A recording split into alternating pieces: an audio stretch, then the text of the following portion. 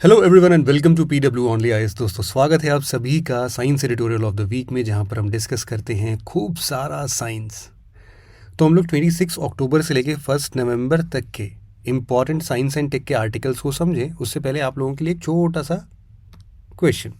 2017 का ये previous year question है, जिसमें आपको बताना है कि ये कुछ अच्छे अच्छे टर्म हैं जो कि यूपीएससी के one of the favourite topics में से एक हैं। Event horizon, singularity, string theory या फिर स्टैंडर्ड मॉडल, कितने सारे तो हमने इसमें से पढ़ भी लिए हैं। तो ये हमेशा न्यूज़ में रहता है। इन सब का हम किस कॉन्टेक्स्ट में यूज़ करते हैं, थोड़ा सा ट्रिकी क्वेश्चन है। आप लोग दो ऑप्शंस में कंफ्यूज हो सकते हो, तो उसके हिसाब से सोच समझ के आप इसका आंसर देना, ठीक है। तो हमारे आज के इंपॉर्टेंट आर्टिकल्स हैं।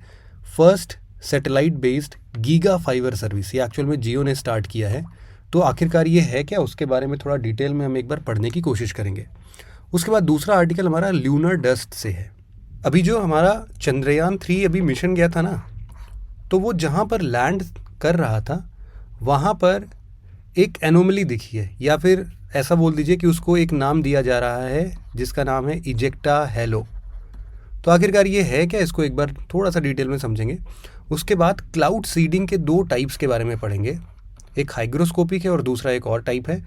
तो हम उसका थोड़ा साइंस के बारे में समझेंगे कि क्या होता है एक्चुअल में। और लास्ट में हम लोग कुछ डीएनए और फेस मैचिंग से रिलेटेड एक रिफॉर्म पॉलिसी है, उसके बारे में आज हम लोग पढ़ने की कोशिश करेंगे। तो चलते हैं सबसे पहले, जिसमें हम लोग satellite based giga fibre service के बारे में पढ़ते तो हैं, लेकिन देखो एक कॉन्टेक्स्ट ले लेते हैं, फिर थोड़े बेसिक्स पर चलते हैं। सबसे पहले समझो कि रिलायंस जियो अपने हिसाब से, आपको पता है कि इस देश में कुछ भी नई चीज़ लानी होती है तो रिलायंस जियो हमेशा से थोड़ा आगे काम करता है।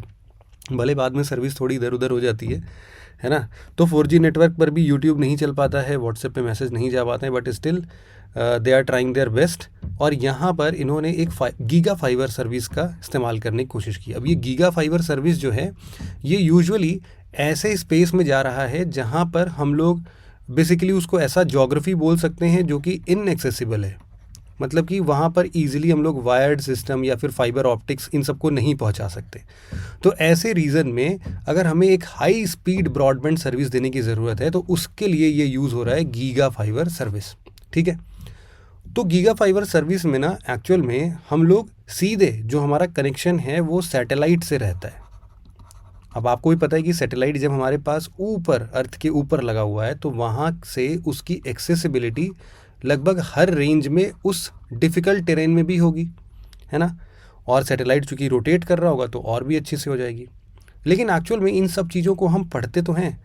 यहाँ पर ना एक बहुत ही इम्पॉर्टेंट एक और आर्टिकल था जिसको कि हमें साथ के साथ में डिस्कस कर लेना चाहिए, और वो है हमारा जो स्पेस है ना, वो कितना सस्टेनेबल है। हम लोग हमेशा सस्टेनेबल ग्रोथ की बात इन्वायरमेंट में करते हैं, लेकिन अगर एक टॉपिक हम लोग डिस्कस करें कि आखिरकार हमारे स्पेस की सस्टेनेबिलिटी क्या है, तो ये एक टॉपिक होगा हमारे डिस्कशन का, ठीक है। तो इसके बेसिक में सबसे पहले समझते हैं कि मान के चलो कि हम एक अर्थ ड्रॉ कर लेते हैं पहले, ठीक। और यहाँ पर चलो कुछ भी ऐसे ड्रॉ कर लो। ये अफ्रीका वाला रीजन है, यहाँ पर नॉर्थ अमेरिका और ये साउथ अमेरिका थोड़ा सा ड्रॉ कर देते हैं, ठीक है। तो ये जो हमारा अर्थ है ना, इसके साथ साथ हम लोग को थोड़ा सा एक इसके आउटर ऑर्बिट्स के बारे में समझना होगा। देखो जो पहला ऑर्बिट हम लोग बोल सकते हैं, वो हम लोग क्या नाम देते हैं, लो अर्थ ऑर्बिट, ठीक है। एक रफ डायग्राम बना रहे हैं, सिर्फ एक लो अर्थ ऑर्बिट है। चलो इसका नाम भी बाद में भी ऐड कर देंगे। फिर हमारे पास आप लोगों ने पढ़ा होगा कि एक होता है जियो सिंक्रोनस या जियो स्टेशनरी ऑर्बिट, हम लोग बोलते हैं इसको, ठीक है। और एक ऑर्बिट ऐसा भी होता है जो कि एलिप्टिकल होता है, मतलब कि एक जगह पर अर्थ के काफ़ी पास जाएगा और एक जगह अर्थ से काफ़ी दूर रहेगा। तो ये दो तीन अगर आप लोग डिफाइन करो तो अलग अलग चीज़ें हमें समझ में आ रही हैं। और एक और लेयर हम इसमें ऐड कर सकते हैं, जिसको कि हम लोग बोल रहे हैं मीडियम अर्थ ऑर्बिट, ठीक। तो अब इस अर्थ के तुलना में अगर हम लोग सारी चीज़ों का नाम लिखें जरा, कि ये हमारा क्या है, ये है हमारा लो अर्थ ऑर्बिट। जो हमने रेड कलर से बनाया है, ये है हमारा मीडियम अर्थ ऑर्बिट।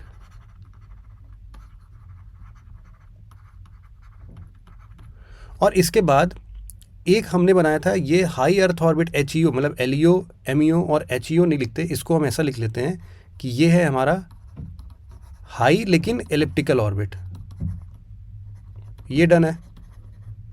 और बीच में हमने एक और चीज़ पढ़ी और उसको भी ब्लू कलर से ही हमने दिखा दिया शायद, है ना, इसको हम लोग बोल लेते हैं जियो स्टेशनरी ऑर्बिट।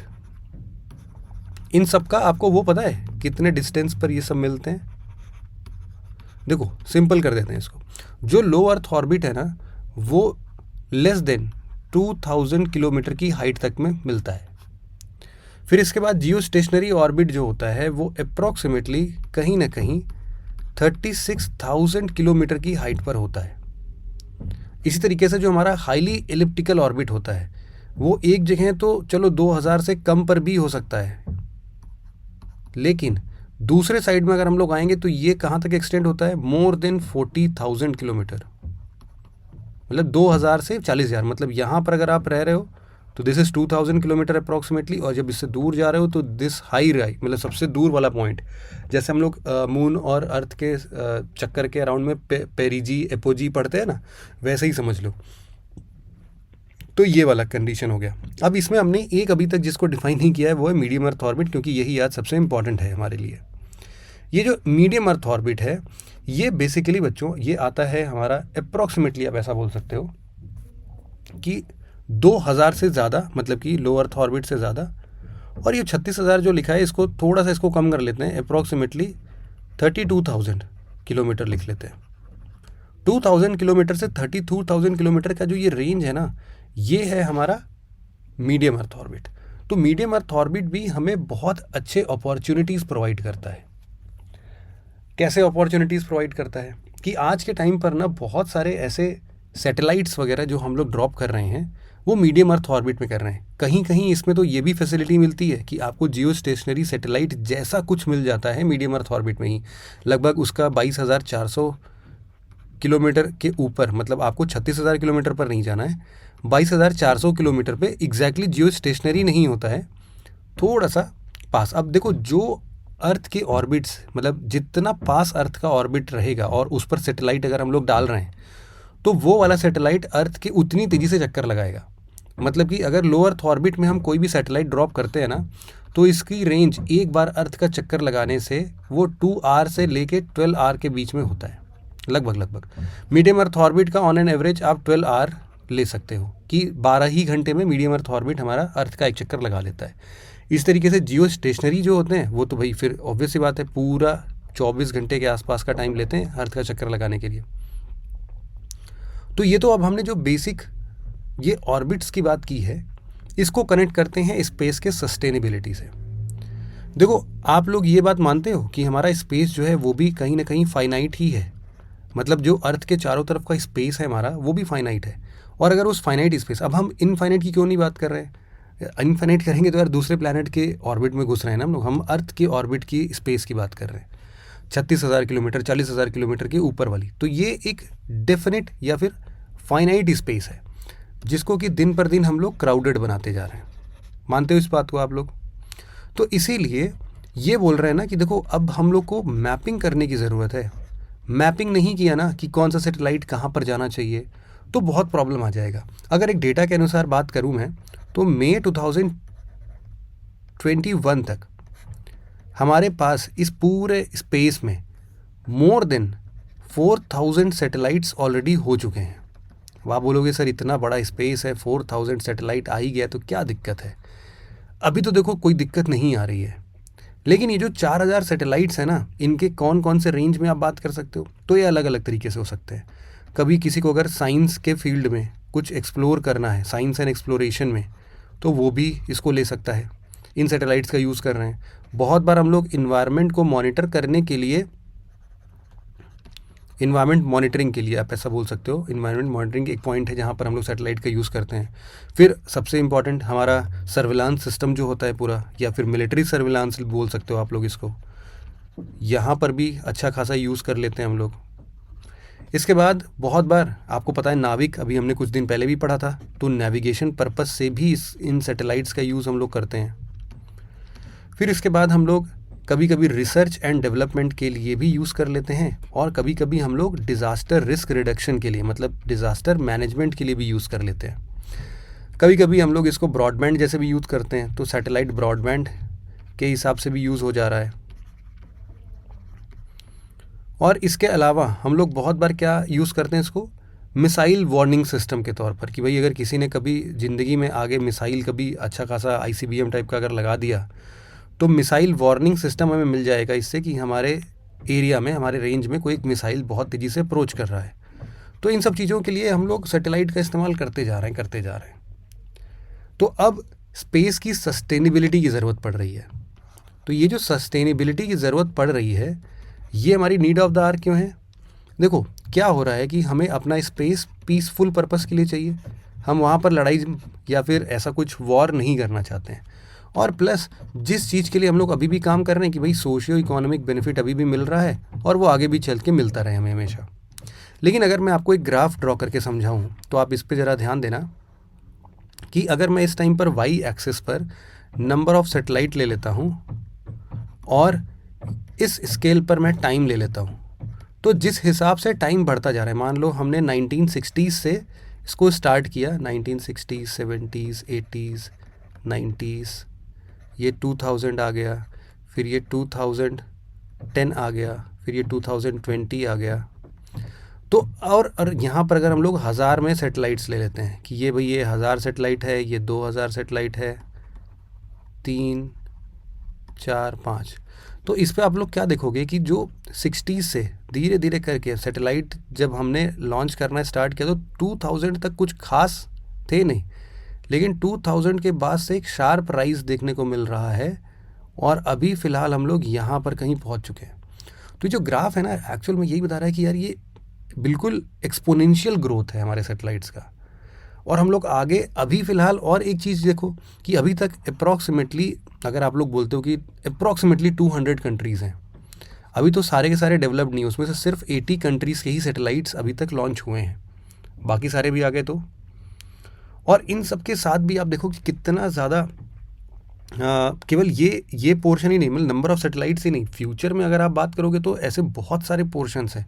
मतलब केवल स्पेस एक्स की बात करें तो स्पेस एक्स का ऑलरेडी अप्रॉक्सीमेटली 40,000 सैटेलाइट्स प्लान्ड है ना, अकेले का बोल रहा हूँ मैं, आगे आने वाले दशकों में।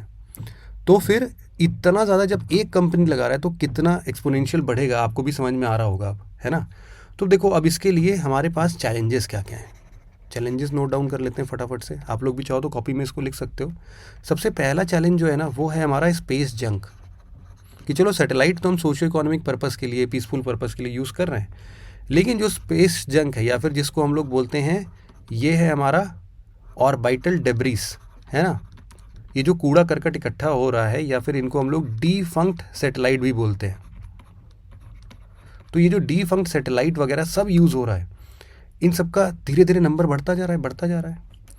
एक अनुमान के अनुसार मैं आपको बताता हूँ कि अप्रॉक्सीमेटली 34,000 पीसेस ऐसे स्पेस जंक के हैं जिसकी साइज़ जो है वो 10 सेंटीमीटर से ज़्यादा है। लगभग अगर इसे थोड़ा और छोटे जंक की बात करें तो ये लगभग 900 के, मतलब कि 9 लाख पीसेस हमारे स्पेस में घूम रहे हैं, ऐसे छोटे पीसेस जो कि इनका साइज़ मान लो 1 सेंटीमीटर से लेके 10 सेंटीमीटर के बीच में कहीं पर लाई कर रहा है। और अगर हम लोग इनसे भी छोटे की बात कर लें तो है अप्रॉक्सीमेटली 128 मिलियन ऐसे पीसेस छोटे छोटे से घूम रहे होंगे जिनका साइज़ 1 mm से लेके 1 सेंटीमीटर तक है। और ये सब इतने खतरनाक क्यों है आपको लग रहा होगा, लेकिन ये सब खतरनाक क्यों है, क्योंकि इनकी स्पीड एट मैक्स नहीं, मतलब 29,000 किलोमीटर पर आवर की स्पीड तक भी जा सकती है। तो सोचो कि अगर ये सब अगर इकट्ठा हो के किसी भी एक हमारे वर्किंग सैटेलाइट से कभी भी टकरा जाते हैं तो कितना बड़ा डिवास्टेशन होगा। और इसीलिए तो अगर हम लोग अगर इनका पूरा वेट मेजर करने की कोशिश करें, मास मेज़र करने की कोशिश करें, तो ये लगभग 8800 मीट्रिक टन पहुंच रहा है। इतना 8800 मीट्रिक टन तो सिर्फ स्पेस जंक आज के डेट में क्रिएट हो चुका है, जब सिर्फ और सिर्फ हमने 4000 से ज़्यादा, थोड़ी ज़्यादा सैटेलाइट्स भेजी हैं। जब स्पेस एक्स अकेले के 40,000 सैटेलाइट भेज चुका होगा, सोचो उस टाइम पर क्या मंजर होगा, है ना। तो उन सभी चैलेंजेस में से ये एक चैलेंज है। अब एक बार ज़रा दूसरे चैलेंजेस की भी बात करते हैं। दूसरा चैलेंज बच्चों है हमारा ऑर्बिटल ओवरक्राउडिंग। ये क्या मतलब है इसका? हम लोग अपने ऑर्बिट्स की बात कर रहे थे ना, तो एक ही ऑर्बिट में बहुत ज़्यादा सैटेलाइट्स हो रहे हैं। जैसे लो अर्थ ऑर्बिट में सबसे इजी है, तो सबसे ज़्यादा number of satellites low earth orbit में है। फिर हम लोगों ने देखा कि हमारा इजी ऑप्शन जियो स्टेशनरी सैटेलाइट पे है, तो जियो स्टेशनरी पर भी काफ़ी है। मीडियम अर्थ ऑर्बिट अभी थोड़ा सा एक्सप्लोर हो रहा है, इसीलिए जो ये अपना first satellite based giga fibre service भी हम पढ़ेंगे ना, वो भी मीडियम अर्थ ऑर्बिट पर ही जा रहा है। लेकिन अब धीरे धीरे हम लोग सैटेलाइट कॉन्स्टिलेशन की तरफ बढ़ रहे हैं, है ना। सैटेलाइट कॉन्स्टिलेशन क्या होता है? ग्रुप ऑफ सैटेलाइट्स कॉन्स्टिलेशन, जिसमें हम लोग नाविक और ऐसे 7 सैटेलाइट, 8 सैटेलाइट का सिस्टम, 24 सैटेलाइट का सिस्टम ऐसे भेज रहे हैं। तो अब सोचो कि जब हम लोग कॉन्स्टिलेशन में सैटेलाइट्स भेजना शुरू कर देंगे, तो एक टर्म है जिसको हम लोग बोलते हैं केसियर सिंड्रोम। ये याद रखना आप लोग। केसियर सिंड्रोम बच्चों क्या बोलता है? ये बोलता है कि ना, सोचो जितना ज़्यादा कॉन्स्टिलेशन होगा उतना ज़्यादा डिब्रिस क्रिएट होगा।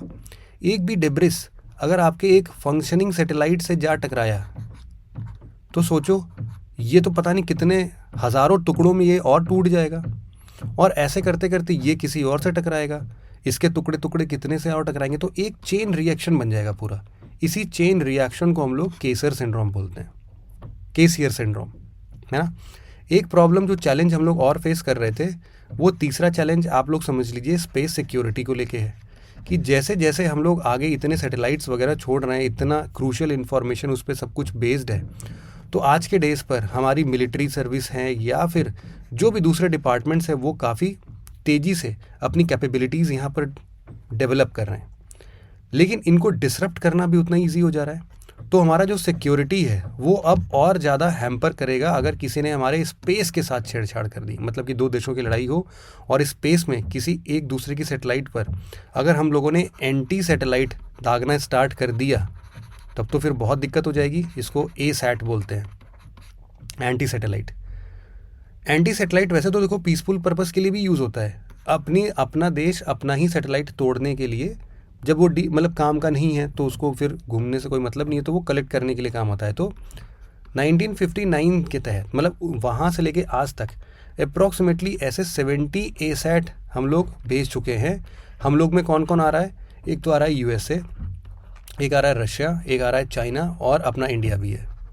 ये 4 देश मिलके ही 70 से ज़्यादा ए सैट एंटी सैटेलाइट सिस्टम छोड़ चुके हैं 1960 के दशक से। तो अब इन सब चीज़ों का सोल्यूशन क्या है? इन सब के सोल्यूशन में देखो आप क्या क्या पॉइंट लिख सकते हो। फिर इसमें आप देखो ऐसा कर सकते हो कि हम लोग सबसे पहले क्या करें, कुछ तो टेक्निकल मेजर्स ले लेते हैं और कुछ हम लोग पॉलिसी मेजरमेंट्स भी लेते हैं। ये पॉलिसी इंटरनेशनल लेवल पर बात हो रही है, ठीक है। टेक्निकल मेजर्स में क्या क्या लिख सकते हो आप लोग? जैसे देखो हम लोग सबसे पहले क्या करें कि ये जो स्पेस में डेब्रीज कलेक्ट हो रहे हैं, एटलीस्ट इसके रिमूवल के लिए भी तो कुछ काम करना स्टार्ट कर दें, ठीक है। स्पेस डेब्रीज रिमूवल के लिए काम करना स्टार्ट कर दो। सैटेलाइट जो है उसकी अगर कोई भी प्रॉब्लम आती है तो नया यूज़ करने की जगह पर हम उसकी सर्विसिंग में थोड़ा सा काम करें और उसको ही वापस से फंक्शनिंग कर दें। जितने भी ट्रैफिक आ रहे हैं, हमने पहले भी बोला था कि हमें मैपिंग करने की ज़रूरत है, तो एक ट्रैफिक मैनेजमेंट स्पेस के लिए भी बनना चाहिए। और एक और मेजर्स जो हम लोग ले सकते हैं वो हम लोग डीकमिशनिंग के लिए ले सकते हैं, कि जो भी सैटेलाइट काम में नहीं है उसको डीकमीशन करके वापस ले आओ अर्थ पे, ताकि वहाँ पर ऐसे कलेक्शन ना हो जाए। पॉलिसी मेजर्स में अगर आप बात करो तो पॉलिसी मेजर में हम लोग को स्पेस गवर्नेंस के अंदर में सारे कंट्रीज़ को एक साथ मिल के कुछ ऐसे रूल्स बनाने चाहिए जहाँ पर ये सारे टेक्निकल मेजर्स अच्छे से लिए जा सकें। इसमें हम लोग को इंटरनेशनल कोऑपरेशन की बहुत ज़्यादा ज़रूरत पड़ेगी। हम लोग जितने भी डेटा कलेक्ट कर रहे हैं उनको आपस में साझा करें और साथ ही साथ एक इफ़ेक्टिव रेगुलेशन पॉलिसी भी हम लोग फ्रेम करें, ठीक है, कि क्या चीज़ें नहीं करनी चाहिए। तो इन सभी चीज़ों पर आप एक बार डिस्क्राइब कर सकते हो। मतलब ये हमने पूरा एक बार एक नया टॉपिक भी डिस्कस किया है, स्पेस सस्टेनेबिलिटी। ये भी बहुत इंपॉर्टेंट आर्टिकल है वैसे, मतलब इस पर मेंस में बहुत बार क्वेश्चंस आ सकते हैं। अब बढ़ते हैं हम लोग अपने आर्टिकल की तरफ जहाँ पर स्पेस जियो फाइबर ने ऐसा कुछ काम किया था। तो देखो ये एक्चुअल में क्या करते हैं, इनका एक टर्म है जिसको बोलते हैं mobile back hall. Mobile back hall जो होता है ना, वो बेसिकली मीडियम अर्थ ऑर्बिट का एक टेक्नोलॉजी है। मीडियम अर्थ ऑर्बिट का टेक्नोलॉजी ये क्या करता है कि वही जहाँ पर वायर्स या नेटवर्क्स नहीं जा सकते हैं वहाँ पर कनेक्शन बनाने के लिए काम आता है ऐसा मोबाइल बैक हॉल सर्विस। आप लोगों ने देखा होगा कि ऐसे बहुत सारे जगह हैं जहाँ पर हम लोग, ऐसा कोई डिफ़िकल्ट टेरेन है तो कार के ऊपर माउंट करके हम लोग सैटेलाइट सिस्टम कभी कभी चलते हैं। कभी डिज़ास्टर मैनेजमेंट के सिचुएशन में जब हमें पता है कि सारे ऑप्टिकल फाइबर्स या नॉर्मल फाइबर कनेक्शन सब कुछ कट चुका होगा, वायर्स वगैरह कहीं पर नहीं जा रही होंगी, तो उस टाइम पर भी ऐसे सैटेलाइट सर्विसेज का इस्तेमाल करते हैं। तो फिलहाल अभी जियो स्पेस फाइबर ने ऐसे 4 स्पेसेस को एक्सेसिबल बनाने की बात की है, जिसमें गुजरात, छत्तीसगढ़, ओडिशा और असम के कुछ रिस्ट्रिक्टेड रीजन्स हैं। ठीक है, हमने बेसिक अपना डिस्कस कर ही लिया वैसे, मीडियम अर्थ ऑर्बिट में क्या होता है, कैसे होता है, और सैटेलाइट इंटरनेट पर भी हमने बात कर लिया है ना, कि बैकअप के तौर पर इस्तेमाल किया जाता है। अनक्रूड एरियल व्हीकल्स पर इस्तेमाल कर सकते हैं, शिप्स, ट्रेन पर इस्तेमाल कर सकते हैं, वो तो आप अलग अलग तरीके से लिख सकते हो, मतलब कम्युनिकेशन ईजी हो जाता है। एक क्वेश्चन देख लेते हैं फटाफट से, 2019 का क्वेश्चन जरा इसको लगाना कि satellite used for telecommunication rely are kept in a geostationary orbit, satellite is said to be such in orbit when, मतलब ये तो फर्जी का स्टेटमेंट है। जियो स्टेशनरी ऑर्बिट के बारे में क्वेश्चन है कि ऑर्बिट जियो सिंक्रोनस हो, ऑर्बिट सर्कुलर हो, ऑर्बिट जो है वो अर्थ की इक्वेटर पर हो, और ऑर्बिट का एल्टीट्यूड जो है वो 22,236 किलोमीटर हो। तो अभी हमने देखा है कि यार जियो स्टेशनरी सैटेलाइट का जो ऑर्बिट है वो अप्रॉक्सीमेटली 36,000 किलोमीटर के आसपास होता है, 22,400 के आसपास तो मीडियम अर्थ ऑर्बिट है ना। तो ये ऑप्शन तो गलत है, तो चौथा ऑप्शन एलिमिनेट कर दो हर जगह से। हमारा आंसर वैसे क्या आ गया, 1, 2 और 3, बहुत ईजी है ना। जियो सिंक्रोनस के बारे में मैं आपको और बता देता हूँ कि जियो सिंक्रोनस ऑर्बिट और जियो स्टेशनरी ऑर्बिट में क्या अंतर है। देखो, कोई भी 36,000 किलोमीटर पर, मान लो ये हमारा अर्थ है, तो घूमने वाला अगर हमारा ये इक्वेटर है, तो अगर हमने बिल्कुल इक्वेटर के चारों तरफ एक ऐसा ऑर्बिट बनाया तो इक्वेटर के पैरेलल रन करने वाला, तो हमारे लिए ये बिल्कुल ही जियो स्टेशनरी हो जाएगा। लेकिन अगर अर्थ के रिवोल्यूशन, मतलब किसी भी एक ऐसे सैटेलाइट का जिसका कि एक अर्थ का रिवोल्यूशन लेने में कितना टाइम लगता है, लगभग अगर हमें कुल मिला जुला के कितने टाइम लग जा रहा है, अगर ऐसा कुछ लग रहा है कि 24 आवर्स ही है, लेकिन अर्थ के इक्वेटर के पैरेलल नहीं है, तो ये हमारा सिंक्रोनस हो जाएगा। मतलब सिंक्रोनस तो है, मतलब हमें क्या दिखेगा, ये ऐसे ऐसे ऊपर नीचे होता हुआ दिखेगा। ठीक है, इन सब के बारे में इतना नहीं समझना है आपको, बस सिंपली समझ लीजिए जियो सिंक्रोनस जो होता है वो बस इक्वेटर के पैरेलल नहीं होता है। ठीक है, और इसमें कुछ समझाने का तो है नहीं, हमेशा सर्कुलर ऑर्बिट ही होता है वैसे, है ना, ये जो भी जियो स्टेशनरी ऑर्बिट होगा। तो ठीक है, अपने अगले आर्टिकल पे बढ़ते हैं। अगला आर्टिकल हमारा इजेक्टा हेलो से रिलेटेड है। बहुत सिंपल सा आर्टिकल है बच्चों, बहुत सिंपल सा है। इसको बस ये समझना कि अभी तक मीडिया में थोड़े थोड़े चीज़ों का हम ऐसे ही हम थोड़ा सा इमेज बड़ा बिल्ड कर दे रहे हैं। एक्चुअल में जब हमारा विक्रम लैंडर जब मून के सरफेस पर आया था, तो उस टाइम पर आपको भी पता है काफ़ी हैवी है लैंडर, है ना, हल्का नहीं है। जब भी ये मून के सरफेस पर इम्पैक्ट किया, तो इम्पैक्ट करने से क्या होता है कि उसमें काफ़ी चीज़ें, जो डस्ट पार्टिकल्स होते हैं, रॉक पार्टिकल्स होते हैं, इसके सैंड पार्टिकल्स होते हैं, वो सब इधर उधर थोड़ा सा बिखर जाते हैं, क्योंकि वहाँ पर कोई ऐसा क्या बोलते हैं, हवा तो चलती नहीं है मून के ऊपर, तो वो तो बहुत स्टेबल रहते हैं। लेकिन जब भी ऐसा कोई इम्पैक्ट होता है, तो उस इम्पैक्ट से क्या होता है कि ये रॉक, डस्ट, सैंड, ये सारी चीज़ें इधर उधर होने लगती हैं। तो जो बिल्कुल इतना भारी ऑब्जेक्ट कभी अगर मून के सरफेस पर जाएगा ना, तो इंटरनल रॉक्स सरफेस को भी बाहर ये थोड़ा सा स्प्रेड कर देता है। ठीक है, तो जब हमारा विक्रम लैंडर भी गया था, तो इसने भी क्या किया कि रॉक्स को भी इधर उधर थोड़ा सा बिखेर दिया। तो जो चीज़ें बिखर रही हैं ना, उनको हम लोग बोलते हैं इजेक्टा। सिंपल है ये, जो इजेक्ट होके बाहर आ रहा है वो है इजेक्टा। और हेलो क्या है कि वो एरिया में क्या होता है, थोड़ा थोड़ा वाइट पैचेस जैसा कुछ दिखने लग रहा है, और ये ज़्यादा बड़ा नहीं है, मुश्किल से 108 स्क्वायर फीट है, शायद 108 स्क्वायर फीट के आसपास का है बस, तो छोटा ही एरिया है ना। तो वो दिख रहा है हमारा, अब लैंडर भी इतना बड़ा थोड़ी ना है, तो इसीलिए। लेकिन एक चीज़ ये बोला जा रहा है कि अप्रॉक्सीमेटली जो डिस्प्लेसमेंट है, मतलब कितने सैंड और ये सब किए हैं, तो लगभग 200 टन का अप्रॉक्सीमेशन में बता रहे हैं कि 200 टन का मटेरियल इधर उधर शिफ्ट हो गया इसके नीचे गिरने से। नीचे गिरने से मतलब सॉफ्ट लैंडिंग से। तो हार्ड लैंडिंग होती तो पता नहीं क्या हो जाता। अगला आर्टिकल हमारा Indian scientist get breakthrough in cloud seeding से रिलेटेड है, मतलब कि क्लाउड सीडिंग यहाँ का इंपॉर्टेंट आर्टिकल है। सबसे पहले क्लाउड सीडिंग हम समझते हैं क्लाउड सीडिंग होता क्या है और कितने टाइप का होता है। देखो, जब भी कहीं पर बारिश की आशाएं थोड़ी कम होती है या फिर हमें जितनी आशा अपेक्षा है कि इतनी बारिश होगी उससे ज़्यादा की आवश्यकता होती है, तो हम लोग क्लाउड सीडिंग एक टेक्नोलॉजी का यूज़ करते हैं। क्लाउड सीडिंग टेक्नोलॉजी में क्या होता है कि बादलों के ऊपर हम लोग एरोप्लेन के माध्यम से कुछ ऐसे मटेरियल्स ड्रॉप करते हैं जिससे कि जितने भी बादल में छोटे छोटे पार्टिकल्स होते हैं। देखो, बारिश कैसे होती है, बहुत सिंपल सा है कि हम लोग अपने वाटर सरफेस से क्या होता है कि यहाँ से इवापोरेशंस होते हैं, ठीक है। तो वाटर वेपर के जो फॉर्म में ये धीरे धीरे ऊपर जाके इकट्ठा होने लगता है। जब इकट्ठा होने लगता है तो ये नीचे नहीं आएगा। क्यों? क्योंकि ये तो ऑलरेडी वार्म सरफेस पर है और थोड़ा ऊपर जाते जाते ठंडा तो हो गया है, लेकिन इतना छोटा पार्टिकल है ये कि ये नीचे नहीं आ पाता है। तो ऐसे जो क्लाउड सीडिंग होती है ना, ये लोग क्या करते हैं, इसको रुकने की एक जगह दे देते हैं कि तुम किसी चीज़ पर बैठो आराम से, कोई दिक्कत नहीं है। और जैसे ही वो स्पेस इनको मिलता है इनके बैठने का, ये एकदम से प्रेसिपिटेट कर जाते हैं, मतलब लिक्विड फॉर्म में आ जाते हैं। लिक्विड फॉर्म में आने से क्या होता है कि ये नीचे की तरफ बढ़ना स्टार्ट कर देते हैं। मतलब कि अगर हम इनको कोई भी ऐसा प्लेस दे देंगे जहाँ पर ये सेटल डाउन हो सकें तो ये तुरंत ही पिघल जाएंगे और ये नीचे आने लगेंगे। तो एक्चुअल में क्लाउड सीडिंग के जरिए हम यही करना चाहते हैं। तो बेसिकली इसमें आप देखोगे कि ये दो टाइप्स के हैं। एक होता है अपना हाइग्रोस्कोपिक क्लाउड सीडिंग और एक होता है ग्लेशियोजेनिक क्लाउड सीडिंग। तो अभी जो हम लोग यहाँ पर कर रहे थे, इंडिया ने अभी जो एक ब्रेक थ्रू अचीव किया है वो महाराष्ट्र के सोलापुर रीजन में, जहाँ पर इन्होंने 18% ज़्यादा बारिश करा ली है। और इसका तो पूरा मतलब अमेरिकन मेट्रोलॉजिकल सोसाइटी में एक बुलेटिन पूरा पब्लिश हुआ था इसके लिए। तो काफ़ी अच्छा ये एक्सपेरिमेंट रहा है और ऐसे बहुत सारे कंट्रीज़ ऑलरेडी इस पर काम कर रहे हैं, मतलब ऑलरेडी ऐसा करते हैं। तो क्लाउड सीडिंग टेक्निक्स में जो हाइग्रोस्कोपिक क्लाउड सीडिंग है, इसमें क्या होता है कि हम लोग जो ड्रॉपलेट्स अभी तक बन नहीं पा रहा था, तो उसको हम एक बेस प्रोवाइड करना स्टार्ट कर देते हैं जिसपे कि वो एक बड़ा ड्रॉपलेट बन जाए। और ये बड़ा ड्रॉपलेट जैसे ही बनेगा इसका वेट ज़्यादा हो जाएगा और ये तुरंत नीचे ऐसे बारिश आने लगेगा।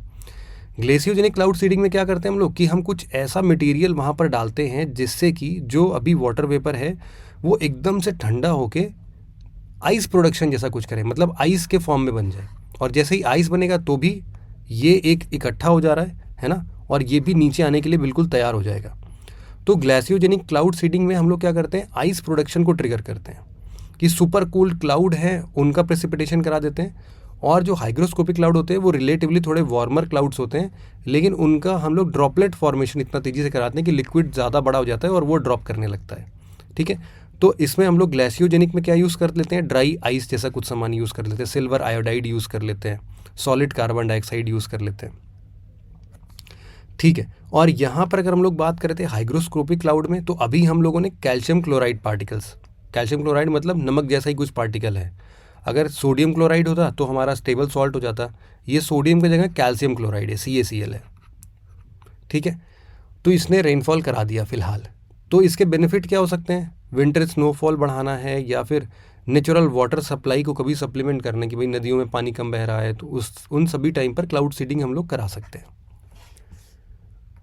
अगला आर्टिकल हमारा DNA एंड फेस मैचिंग से रिलेटेड है। तो पुलिस स्टेशंस और CIA मतलब कि criminal procedure identification act 2022 CPI 2022 के अनुसार अब पुलिस वालों को और साथ ही साथ जो CIA है, सेंट्रल इन्वेस्टिगेशन एजेंसीज हैं, इनको ये पावर मिल रही है कि आप क्रिमिनल्स का मतलब ऐसे लोग जिनको कि आप अरेस्ट कर रहे हो उनके आप फिजिकल और बायोलॉजिकल सैंपल्स कलेक्ट कर सकते हो, ठीक है।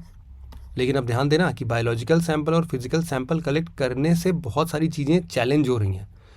चैलेंज क्या है, सबसे पहले कि आप इसको कलेक्ट कहाँ करोगे। तो इसके लिए एक मेजरमेंट कलेक्शन यूनिट बनाया गया कि हर जगह हर पुलिस स्टेशन को इसको लिंक करेंगे हम किसी सेंट्रल रिपोजिटरी से, एक नेशनल लेवल पर डेटाबेस बनाएंगे, वहाँ पर सारा डेटा कलेक्ट होगा और हर जगह पर एक बार एक लोकेशन सबको बतानी पड़ेगी कि ये हमारे यहाँ का MCO मेजरमेंट कलेक्शन यूनिट है, तो वहीं पर ऐसा होगा। इम्प्लीमेंटेशन कौन कर रहा है, मिनिस्ट्री ऑफ होम अफेयर्स के अंदर में है ये, ठीक है। और इन्होंने एक डोमेन कमेटी भी अलग से बना दी है, जिसके अंतर्गत हमारे state police, central law enforcement agencies, CIA वगैरह के की stakeholder as a representative काम करेंगे और वो ये ऐसे कलेक्शंस को थोड़ा प्रोवाइड कर रहे हैं। अभी तो रूल्स रेगुलेशन बन रहे हैं। तो यहाँ पर एक बेसिक आपको पता है DNA क्या होता है, मतलब आप लोगों ने न्यूक्लियस पढ़ा होगा, तो मैं एक बार आपको ये बस समझा देता हूँ। एक बेसिक समझना बहुत ज़रूरी है आप सभी लोगों के लिए, कन्फ्यूज़न बहुत होती है। एक न्यूक्लियस का डायग्राम बना रहा हूँ मैं, साथ साथ में चाहो तो आप लोग भी बना सकते हो। तो न्यूक्लियस का कुछ ऐसा शेप होता है और यहाँ पर कुछ ऐसे शेप के होते हैं और कुछ अपना ऐसा सिस्टम चल रहा है। तो हम लोग बोल रहे हैं कि देखो ये जो है ना, ये क्या है, हमारा न्यूक्लियर मेम्ब्रेन है। इसके अंदर ये एक छोटा सी चीज़ क्या है, ये है न्यूक्लियोलस। सेल के अंदर में जो लिक्विड पार्ट होता है उसको साइटोप्लाज्म बोलते हैं, तो इसको हम लोग न्यूक्लियोप्लाज्म बोलेंगे अगर न्यूक्लियस के अंदर लिक्विड है तो। और ये जो हमारा ग्रीन ग्रीन कलर का है, ये है हमारा क्रोमैटिन नेटवर्क। अब इन सब में कहाँ है अपना DNA, वो देख लेते हैं। क्रोमैटिन नेटवर्क को दो पार्ट में आप डिवाइड करते हो। इसमें एक होता है आपका DNA और एक होता है आपका हिस्टोन प्रोटीन। DNA में ही हमारे पास जेनेटिक मटेरियल या फिर जेनेटिक इनहेरिटेंस जो होती है वो सारी इन्फॉर्मेशन इसमें सेव होती है। मतलब कि DNA जो है वो जेनेटिक मटेरियल है, हर इंसान में, हर जानवर में अलग अलग पाया जाएगा। और हिस्टोन प्रोटीन मेरे, आप में और बाकी जितने भी आपके आस पड़ोस में लोग दिख रहे हैं, जो भी दिख रहा है, उन सब में हिस्टोन प्रोटीन सेम ही होता है। तो ये कोई जेनेटिक मटेरियल नहीं है। तो आप लोग को पता है कि हमारे न्यूक्लियस में क्रोमोसोम्स पाए जाते हैं। तो ये जो क्रोमेटिन है ना, इसको अगर हम लोग थोड़ा सा और सही करके देखेंगे तो यहाँ पर आपको ये ऐसा कुछ क्रोमोसोम जैसा दिखेगा। ह्यूमंस में कितने क्रोमोसोम होते हैं? 23 पेयर्स। तो इसमें भी हम लोग देखते हैं कि ये थ्रेड लाइक स्ट्रक्चर है थोड़ा सा। अब इसके एक थ्रेड को अगर हम लोग, इसको क्या बोल रहे हैं हम लोग, ये क्रोमोसोम है। हमने क्रोमैटिन नेटवर्क को जब थोड़ा सा एक्सपैंड किया तो उसमें ऐसे कई सारे क्रोमोसोम्स दिखे। उसमें से एक क्रोमोसोम को पकड़ा और हमने देखा तो इसमें भी थ्रेड जैसा कुछ दिख रहा था। हमने इस थ्रेड को एक्सपैंड करने की कोशिश की। थोड़ा मोटा कर देता हूँ इस थ्रेड को, ताकि आगे अगर पतला करता हूँ और डिफाइन करता हूँ तो आपको समझ में आए। तो इस थ्रेड को हमने थोड़ा सा और जूम किया तो हमने देखा कि भाई इसके पास ना ऐसा कुछ स्फेरिकल शेप का कुछ और भी ऑब्जेक्ट है। वो क्या कर रहा है, ये थ्रेड एक्चुअल में वो इनसे लिपटते हुए वो एक दूसरे की तरफ आते जा रहा है।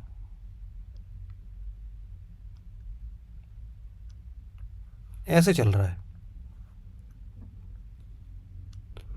तो ये जो ग्रीन कलर है ना, ये है अपना हिस्टोन प्रोटीन। और ये जो हमारा रेड रेड कलर का देख रहे थे आप, ये चल रहा है अपना DNA। यही है DNA, ठीक है। और ये हिस्टोन प्रोटीन। तो क्रोमैटिन नेटवर्क DNA और हिस्टोन प्रोटीन्स का मिला हुआ है।